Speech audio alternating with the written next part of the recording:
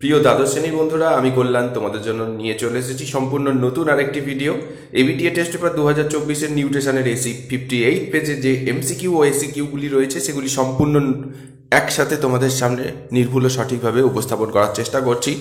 চলো তবে আজ কথা না বাড়িয়ে ভিডিওটা শুরু করা যাক।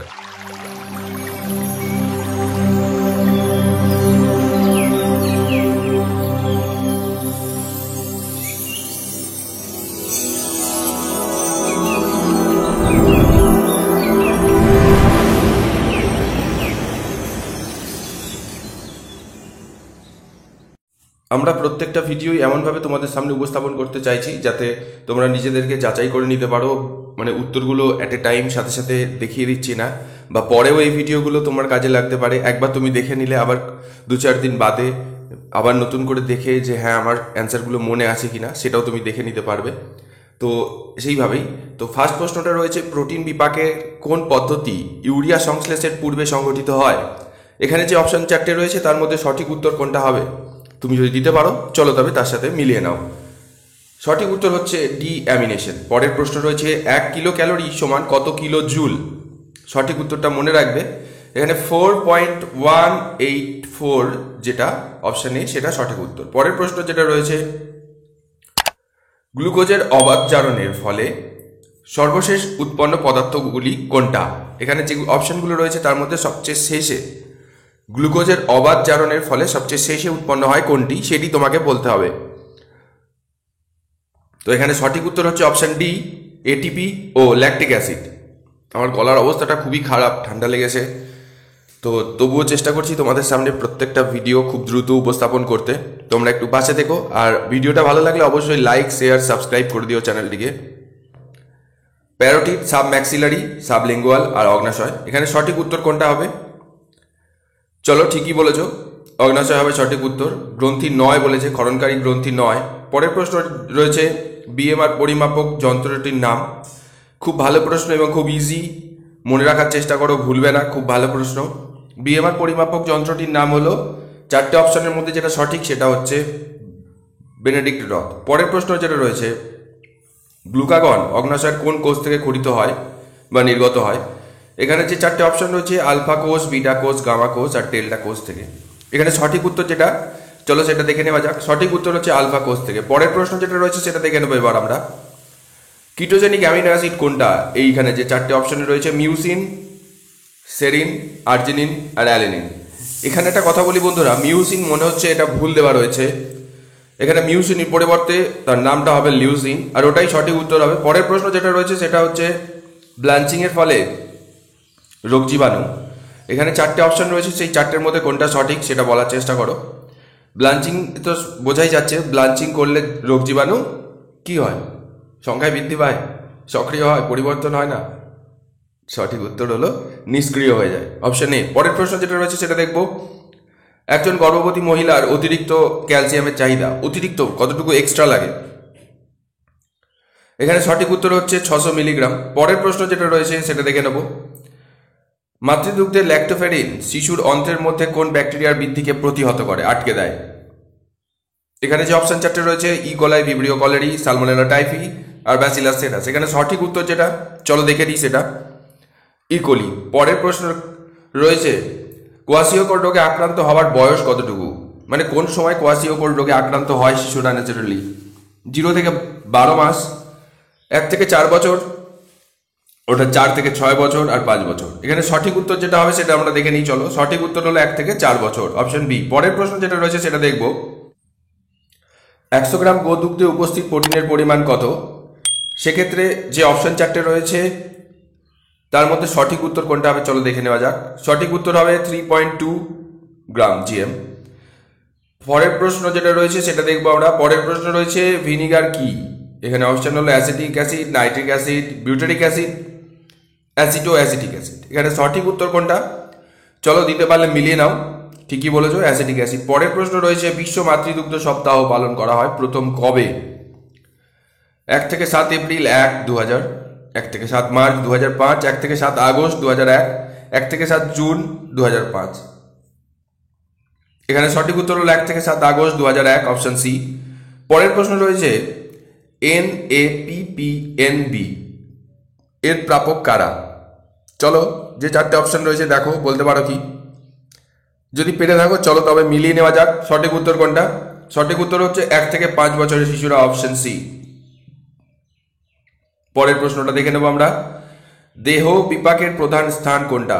দেহে, মানব দেহে বিপাকের প্রধান স্থান কোনটা? যকৃৎ, অগ্ন্যাশয়, পাকস্থলী, মস্তিষ্ক। নাম শুনেই, অপশন শুনেই বলতে পারছো, সঠিক উত্তর দিয়েছো যকৃৎ। চলো পরের প্রশ্ন দেখি। ICMR এর শতবর্ষ পালিত হয় কত সালে? 2009, 12, 11 আর 16। চলো সঠিক উত্তর দেখে নেওয়া যাক। সঠিক উত্তর হচ্ছে 2011 সালে। পরের প্রশ্ন রয়েছে ARF সমৃদ্ধ একটি বদলি খাদ্য উদাহরণ চাওয়া হয়েছে। এখানে যে চারটে অপশন রয়েছে তার মধ্যে সঠিক উত্তর কোনটা আমরা দেখে নেব। সঠিক উত্তর হলো অঙ্কুরিত দানা শস্য। পরের প্রশ্ন যেটা রয়েছে সেটা দেখব, সেটা হচ্ছে MDM থেকে প্রাপ্ত প্রোটিনের পরিমাণ কত? এখানে যে চারটে অপশন রয়েছে সেই চারটের মধ্যে সঠিক উত্তর কোনটা হবে চলো আমরা দেখে নিই।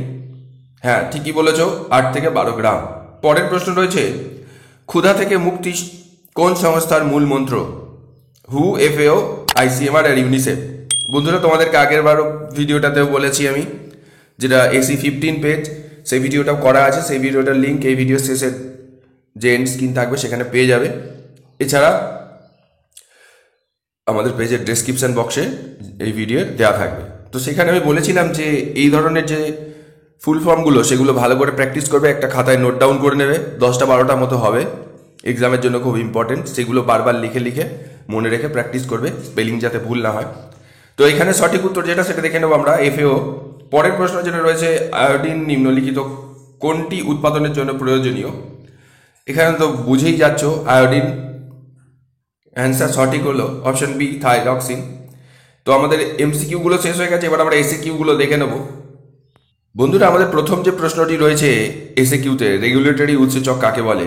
সঠিক উত্তর হলো কোষের এক বিশেষ ধরনের এনজাইম দ্বারা বিভিন্ন ধরনের বিক্রিয়ার সংকেতকে বুঝতে পারে এবং প্রয়োজন মতো বিক্রিয়ার হারকে নিয়ন্ত্রিত করে। তাদের রেগুলেটরি এনজাইম বা নিয়ন্ত্রক উৎসেচক বলে। হেক্সোকাইনেজ হলো সেরকম একটা উদাহরণ। পরের প্রশ্ন রয়েছে সক্রিয় পরিবহন বলতে কি বোঝো? এটা যে প্রিভিয়াস পেজ আমরা করেছি সেখানে ছিল যে পদ্ধতিতে শ্বসনজাত শক্তিকে ব্যবহার করে সুনির্দিষ্ট প্রোটিনের সহায়তায় ঘনত্বের নতিমাত্রার বিপরীতে আয়ন ও অণুর পরিবহন ঘটে তাকে সক্রিয় পরিবহন বলে। যেমন অন্ত্রের শ্লেষ্মা ঝিল্লিতে প্রোটিনের শোষণ সক্রিয় পরিবহনের দ্বারা ঘটে থাকে। পরের প্রশ্ন, ডিঅ্যামিনেশন কাকে বলে? যে পদ্ধতিতে যকৃতের ডিঅ্যামাইনেজ এনজাইমের সাহায্যে অ্যামিনো অ্যাসিড থেকে অ্যামিনো মূলকের অপসারণ ঘটে এবং অ্যামিনো বর্গটি অ্যামোনিয়ার আকারে মুক্ত হয় এবং অ্যামিনো অ্যাসিড কিটো অ্যাসিডে রূপান্তরিত হয়, তাকে ডিঅ্যামিনেশন বা অ্যামিনোকরণ বলা হয়। পরের প্রশ্ন যেটা রয়েছে সেটা দেখে নেবো এবার আমরা।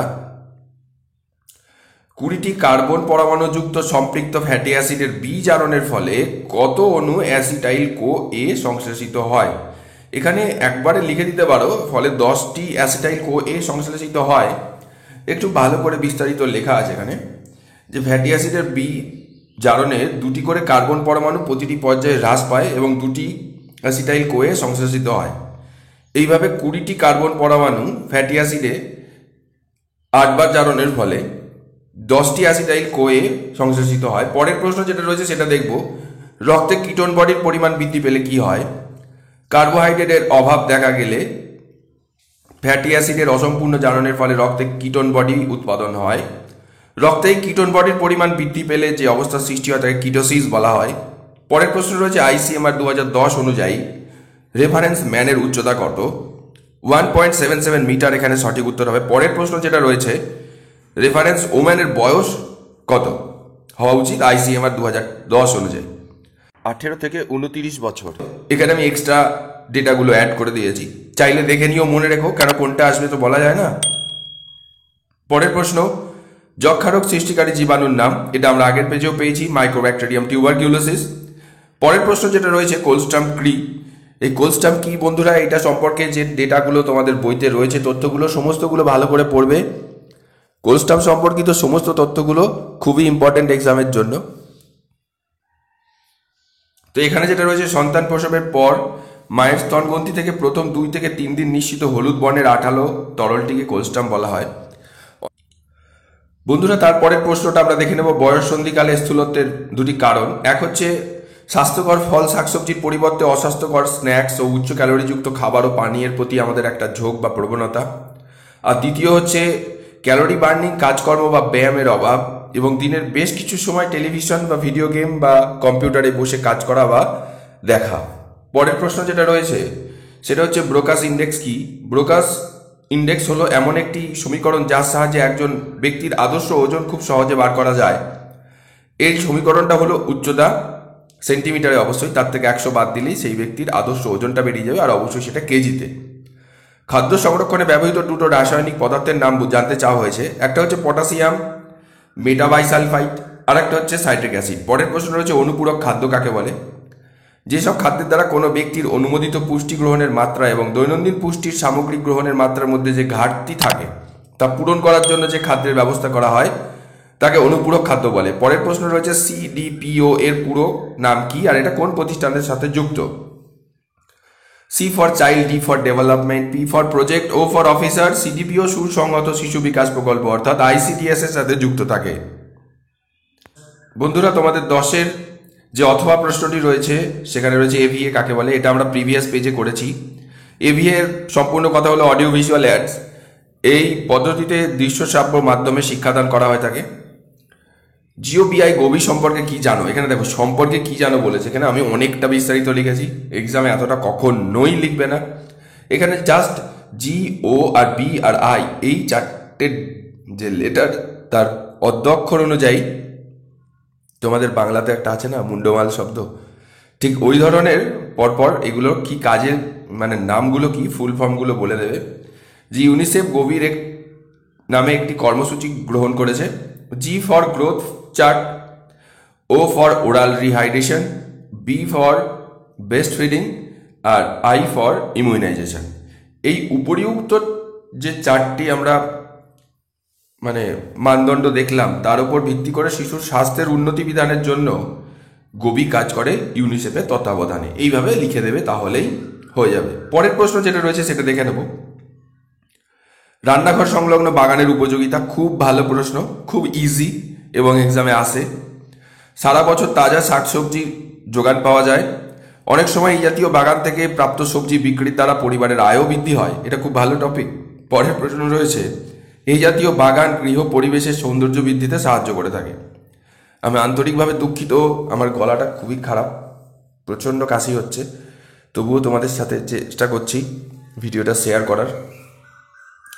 পুষ্টি শিক্ষাদানের দুটি পদ্ধতি লেখো। বক্তৃতা, আলোচনা, সভা ও প্রদর্শনী, আর 2 হচ্ছে বেতার, দূরদর্শন ইত্যাদি। পরের প্রশ্ন যেটা রয়েছে খাদ্য ও খাদ্য বিশারদ কাদের বলে, অর্থাৎ ডায়েটিশিয়ান।